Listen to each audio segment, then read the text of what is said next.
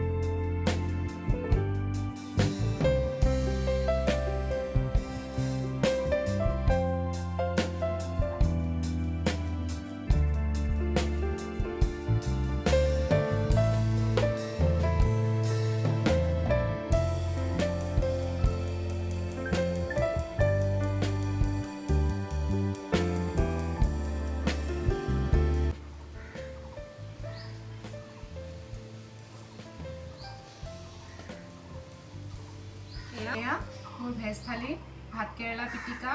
মই আজি মিঠাতেল দিব পাহৰিলোঁ অৱশ্যে, আপোনালোকে মিঠাতেল দি খাব পাৰে, মই মিঠাতেল দিয়া নাই। আৰু এয়া অমিতা ফুলৰ ভাজি, তাৰপিছত এইটো কল তৰকাৰী আৰু এয়া দালি। আজি এয়া আমাৰ লাঞ্চত আছে। এতিয়া খাই চাইছোঁ। প্ৰথমে দালি আৰু অমিতা ফুলৰ ভাজি দি খাম। আপোনালোকে এটা কথা জানেনে, এই যে অমিতা ফুলটো যে এইটো কুকুৰে কামুৰিলে আপোনালোকে অকল ঘিত, আলু চালু দিব নালাগে, অকল ঘিত ফুলটো ভাজি পেলাই খাব, ভাল বুলি কয়। আমাৰ দাদাক কুকুৰে কামুৰোতে তেনেকৈ খাবলৈ কৈছিলে। আপোনালোকে বেজীটো ল'বই, তাৰোপৰি এয়া অমিতা ফুলটো ঘিৰ লগত ভাজি খাব। এতিয়া মই খাই চাইছোঁ। অলপ তিতা হয়, কিন্তু বহুতে ভাল নাপাব পাৰে। তথাপিও আমাৰ শৰীৰৰ বাবে তিতা, মিঠা, কেঁহা সকলো ধৰণৰ বস্তুৱে আমাৰ শৰীৰত দৰকাৰী হয়, সেইবাবে সকলো বস্তু খাব লাগে।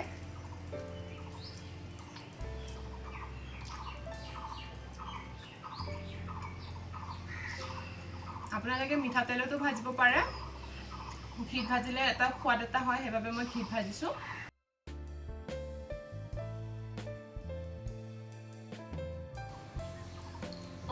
আজি মই বাৰান্দাত এইকাৰণে খাইছোঁ, ভিতৰত মানে একদম আন্ধাৰ হৈ আছে, মানে ভিতৰত শ্বুট কৰিলে ইমান ভাল হোৱা নাই, সেইকাৰণে মই আজি বাৰান্দাতে শ্বুট কৰিছোঁ।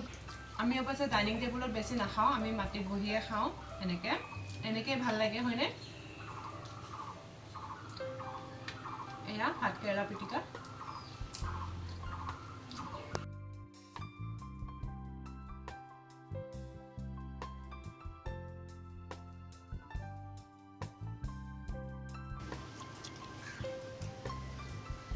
এতিয়া এয়া জাহাজী কলৰ তৰকাৰীটো লৈছোঁ।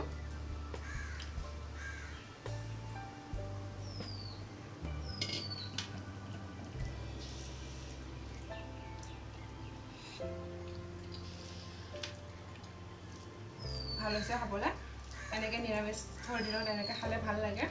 আৰু মাছ মাংস খোৱাতকৈ নিৰামিষ খাই বেছি ভাল লাগে, দেহাটো পাতল পাতল লাগি থাকে। মই ভাতখিনি খাই লৈছোঁ, আৰু আজি ভিডিঅ'টো মই ইয়াতে সামৰণি মাৰিম বুলি ভাবিছোঁ। যদি মোৰ ভিডিঅ'বোৰ ভাল লাগিছে তেনেহ'লে লাইক কৰিব, শ্বেয়াৰ কৰিব আৰু ছাবস্ক্ৰাইব কৰিব মোৰ চেনেলটো। লগতে বেল আইকনটোও দবাই দিব, তেতিয়াহে ভিডিঅ' দিলে আপোনালোকে গম পাব। আৰু প্লিজ আপোনালোকে কমেণ্ট কৰি দিব কেনেকুৱা পাইছে ভিডিঅ'বোৰ, তেতিয়াহে মই গম পাওঁ মোৰ ভিডিঅ'বোৰ কেনেকুৱা হৈছে। আজিলৈ বাই বাই।